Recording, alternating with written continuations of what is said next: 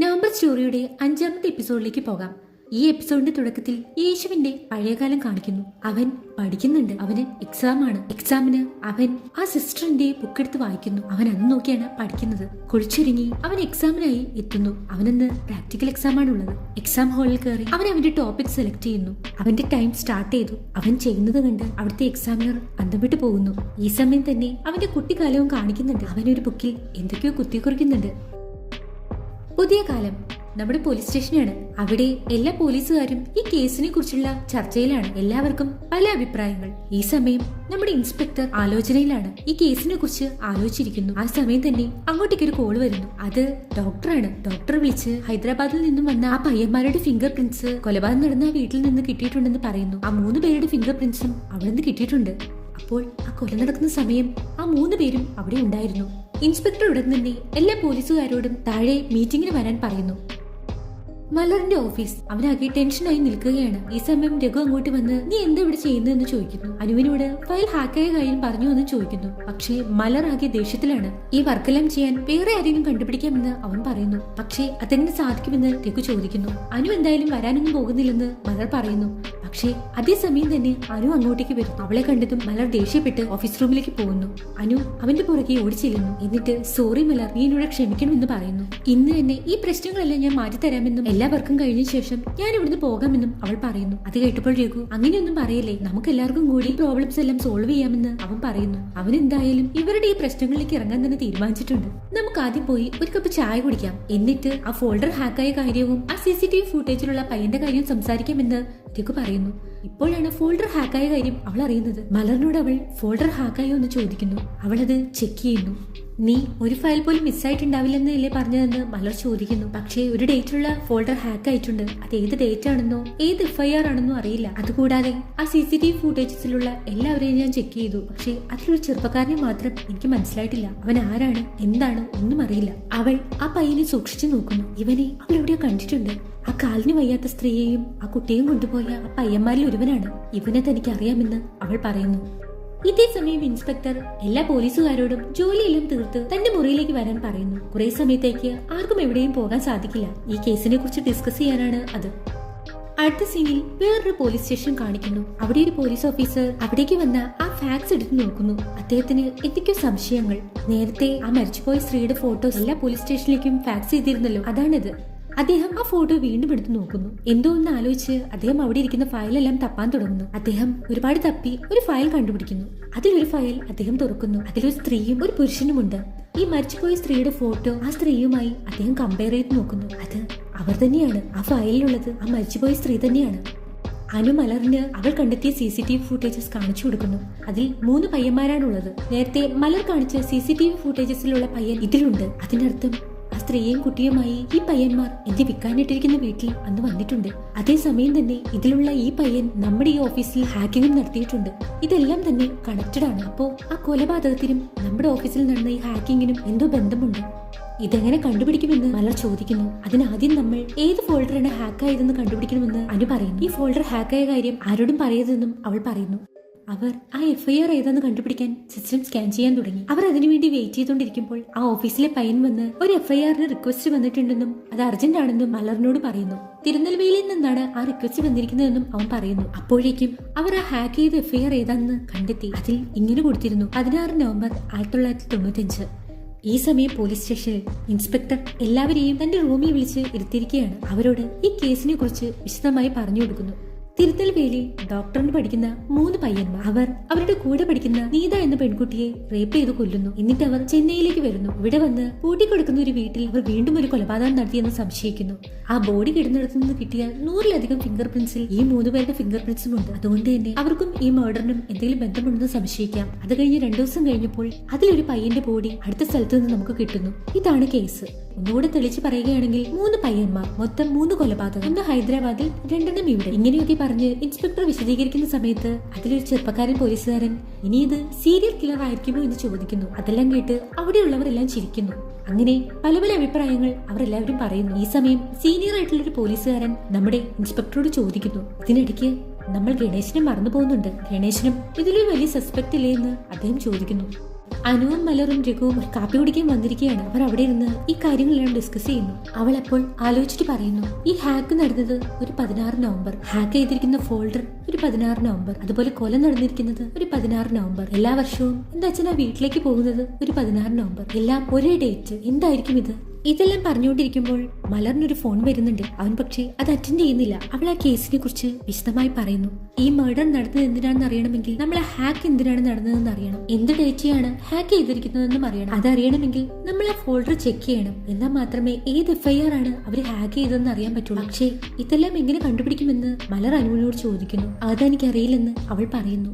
മലറിന് പിന്നെയും ആ കോൾ വരുന്നുണ്ട്. അതാ ഓഫീസിലെ പയ്യനാണ്. മലർ ആ കോൾ എടുക്കുന്നു. നേരത്തെ ഒരു FIR ഇമെയിൽ ചെയ്യാൻ പറഞ്ഞിരുന്നില്ലേ, അവിടെ നിന്നാണ് കോൾ വരുന്നത്. മലർ അത് ചെയ്തു കൊടുക്കാനായി ചെല്ലുന്നു. തിരുനെൽവേലിയിൽ നിന്നാണ് ആ കോൾ വന്നിരിക്കുന്നത്. പെട്ടെന്ന് തന്നെ അത് അയച്ചു കൊടുക്കാൻ അയാൾ പറയുന്നുണ്ട്. മലർ ആ ഫയൽ എടുത്ത് നോക്കുന്നു.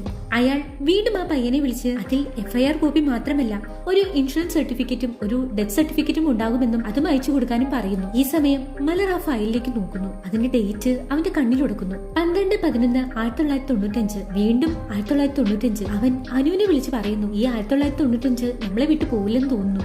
നമ്മുടെ ഡേറ്റ് 16 നവംബർ 1995 അല്ലേ? ഇത് 4 ദിവസം മുൻപോട്ടാണുള്ളത്. 12/11/1995. അവൻ അനുവിനെ വിളിച്ച് ഇങ്ങോട്ട് വന്നേ, ഇത് ആരുടെ ഫയലാണെന്ന് നോക്കി എന്ന് പറയുന്നു. രാത്രിയായിട്ടുണ്ട്. പോലീസ് സ്റ്റേഷനിൽ അവരെല്ലാം ഇൻസ്പെക്ടർ റൂമിൽ തന്നെയാണ് ഉള്ളത്. അവരുടെ ഡിസ്കഷൻ ഇതുവരെ കഴിഞ്ഞിട്ടില്ല. ഇതുവരെ ഒരു കൺക്ലൂഷനിൽ എത്താൻ അവർക്ക് സാധിച്ചിട്ടില്ല. അതിലൊരു പോലീസുകാരൻ ഗണേശനായിരിക്കും മർഡർ എന്ന് പറയുന്നു. ക്രൈം നോവലൊക്കെ എഴുതുന്നയാൾക്ക് അത് ചെയ്യാനും അറിയായിരിക്കുമല്ലോ എന്ന് അയാൾ പറയുന്നു. അതേസമയം അപ്പുറത്ത് വേറൊരു പോലീസുകാരൻ, അങ്ങനെയെങ്കിൽ ഈ മെഡിക്കൽ സ്റ്റുഡൻസ് അവർക്കും രക്തവും കത്തിയും കണ്ട് അറപ്പ് തീർന്നവരായിരിക്കില്ലേ, അവർക്കും അപ്പോൾ കൊല ചെയ്യാൻ സാധിക്കില്ലേ എന്ന് ചോദിക്കുന്നു. അതിലൊരു പോലീസുകാരി 3 പേർക്കാണോ കൊല ചെയ്യാൻ കഴിയുക അതോ ഒരാൾക്കാണോ കൊല ചെയ്യാൻ കഴിയുക എന്ന് ചോദിക്കുന്നു. അത് 3 പേർക്കായിരിക്കുമെന്ന് വേറൊരു പോലീസുകാരി പറയുന്നു. പ്രായമുള്ള പോലീസുകാരൻ, അങ്ങനെയെങ്കിൽ അന്ന് യേശു പറഞ്ഞത് ഓർമ്മയില്ലേ, ഇത് ചെയ്തയാൾക്ക് മാനസിക നില തെറ്റിയിട്ടുണ്ടാകാമെന്ന്, അങ്ങനെയെങ്കിൽ ഗണേശനായിരിക്കില്ല അത് ചെയ്തിട്ടുണ്ടാവുക എന്ന് പറയുന്നു. ഇങ്ങനെ 1-2 പറഞ്ഞ് അവർ 2 ചേരിയിലായി. ഒരു കൂട്ടർ ഗണേശനായിരിക്കും കൊല നടത്തിയതെന്നും മറ്റേ കൂട്ടർ ആ മെഡിക്കൽ സ്റ്റുഡൻസ് ആയിരിക്കും കൊല നടത്തിയതെന്നും പറഞ്ഞ് അവിടെ ഭയങ്കരമായ വാക്കുതർക്കങ്ങൾ ഉണ്ടാവുന്നു. അവരെയെല്ലാം ഇൻസ്പെക്ടർ വന്ന് പിടിച്ചു മാറ്റുന്നു. ഇൻസ്പെക്ടർ വന്ന് ആ പോലീസുകാരനോട് പറയുന്നു, ഞാൻ ആ ഹൈദരാബാദിൽ മരിച്ചുപോയ പെൺകുട്ടിക്കും ഇവിടെ മരിച്ചുപോയ ആ സ്ത്രീക്കും തമ്മിൽ എന്തെങ്കിലും ബന്ധമുണ്ടെന്ന് തെളിയിച്ചാൽ ഗണേശനെ ഇതിൽ നിന്നെല്ലാം ഒഴിവാക്കണമെന്നും പറയുന്നു. ഇൻസ്പെക്ടർ ആ മറ്റേ പോലീസുകാരനോട് ആ സ്ത്രീയുടെ ഫോട്ടോ ഹൈദരാബാദിലേക്കും ഫാക്സ് ചെയ്യാൻ പറയുന്നു. അതിനായി പോലീസുകാരൻ താഴേക്ക് വരുന്നു. ഫാക്സ് ചെയ്യാനായി ആ ഫോട്ടോ കയ്യിലെടുത്തതും അങ്ങോട്ടേക്ക് വേറൊരു ഫാക്സ് വരുന്നു. അദ്ദേഹം അതെടുത്ത് വായിക്കുന്നു. അദ്ദേഹത്തിന്റെ മുഖം കണ്ടാൽ അറിയാം അതിൽ കാര്യമായി എന്തോ ഉണ്ട്. അതേസമയം തന്നെ അനു അവളുടെ വീട്ടിലിരിക്കുന്നത് കാണിക്കുന്നു. അവൾ എന്തോ വലിയ ചിന്തയിലാണ്. അവൾ അവളുടെ ബാഗ് നോക്കുന്നു. എന്തോ തീരുമാനിച്ചുറപ്പിച്ച പോലെ അവൾ ആ ബാഗിനടുത്തേക്ക് ചെല്ലുന്നു. അതിൽ നിന്നും ഒരു കടലാസ് പുറത്തേക്ക് എടുക്കുന്നു. അവൾ അതുമായി റൂമിന് വെളിയിലേക്ക് വരുന്നു. ചിത്ര ആ സമയം അച്ഛന് മെഡിസിൻ കൊടുക്കാൻ പോവുകയാണ്. ചിത്രയോട് ഇന്ന് അച്ഛന് ആ മെഡിസിൻ കൊടുക്കണ്ട എന്ന് അനു പറയുന്നു. അവിടെ ഇൻസ്പെക്ടർക്ക് ആ ഫാക്സ് കൊണ്ടുപോയി ആ പോലീസുകാരൻ കൊടുത്തു.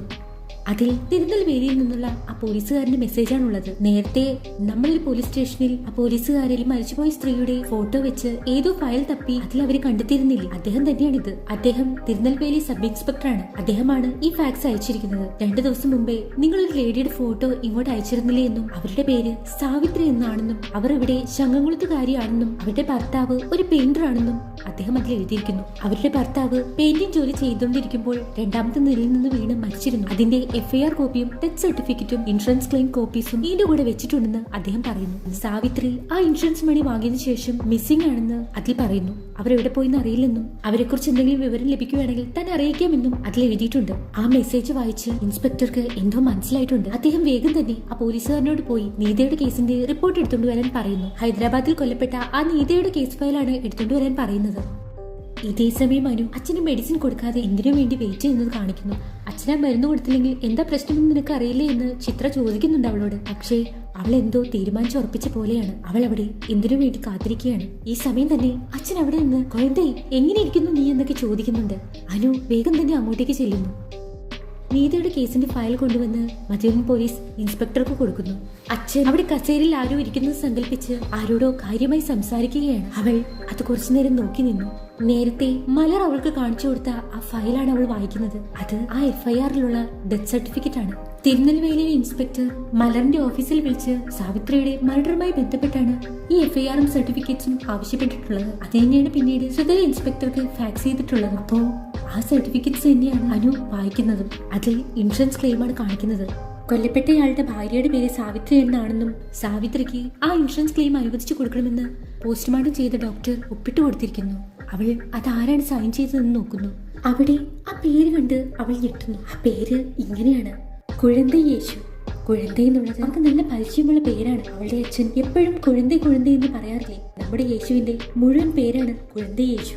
ഇതേ സമയം തന്നെ നീതയുടെ ഓട്ടോപ്സി റിപ്പോർട്ടിൽ സൈൻ ചെയ്തിരിക്കുന്ന പേരും ഇൻസ്പെക്ടർ വായിക്കുന്നു. അതും കുഴന്ത യേശു തന്നെയാണ്. അവൾ അച്ഛനെ വിളിച്ച് തന്റെ കയ്യിലുള്ള പേപ്പർ തിരിച്ചു കാണിക്കുന്നു. അത് യേശുവിന്റെ ഫോട്ടോയാണ്. ആ ഫോട്ടോ കണ്ട അച്ഛൻ അത് നോക്കി ചിരിക്കുന്നു. അപ്പോ അച്ഛൻ ഇത്ര കാലം കുഴന്ത എന്ന് വിളിച്ച് സംസാരിച്ചുകൊണ്ടിരുന്നത് നമ്മുടെ യേശുവിനോടാണ്. കുഴന്ത യേശു വീണ്ടും അച്ഛൻ മുമ്പിലിരിക്കുന്ന കസേരയോട് സംസാരിക്കാൻ തുടങ്ങി. അവൾക്ക് ഈ ഫോട്ടോ ആ റിപ്പോർട്ടിന്റെ കൂടെ അറ്റാച്ച് ചെയ്തിരുന്ന ആധാറിൽ നിന്ന് കിട്ടിയതാണ്. അവൾ അപ്പോൾ തന്നെ അത് പ്രിന്റ് ചെയ്ത് കയ്യിലെടുത്തിരുന്നു. അവൾക്ക് ആ പേര് സ്ട്രൈക്ക് ചെയ്തിട്ടുണ്ടായിരുന്നു. അവൾ ആകെ ആശ്ചര്യപ്പെട്ടു പോയി. എന്താണിതൊക്കെ? അവൾ സ്തബ്ധയായി അവിടെ തന്നെ അച്ഛനെ നോക്കി നിൽക്കുന്നു. അവിടെ ആ പയ്യന്മാരുടെ വീട്. അവിടെ സന്ദീപിനെ കാണാനില്ല, ആ പെണ്ണിനെയും കാണാനില്ല. പെട്ടെന്ന് തന്നെ അവർ പോയി അവരുടെ മൊബൈൽ എടുത്ത് നോക്കുന്നു. സന്ദീപിന്റെ മൊബൈലും കാണാനില്ല. അവൻ ആ പെണ്ണിനെയും കൊണ്ടുപോയി എന്ന് അവർക്ക് മനസ്സിലായി. ഈ സമയം വേറൊരു സ്ഥലത്ത് യേശു ആരെയോ കാത്തു നിൽക്കുന്നു. അവിടേക്ക് ആരോ വരുന്നുണ്ട്. ഈ ഒരു സീൻ കാണിച്ചുകൊണ്ട് നമ്പർ സ്റ്റോറിയുടെ 5ാമത്തെ എപ്പിസോഡ് ഇവിടെ അവസാനിക്കുന്നു. അടുത്ത എപ്പിസോഡുമായി വീണ്ടും കാണാം.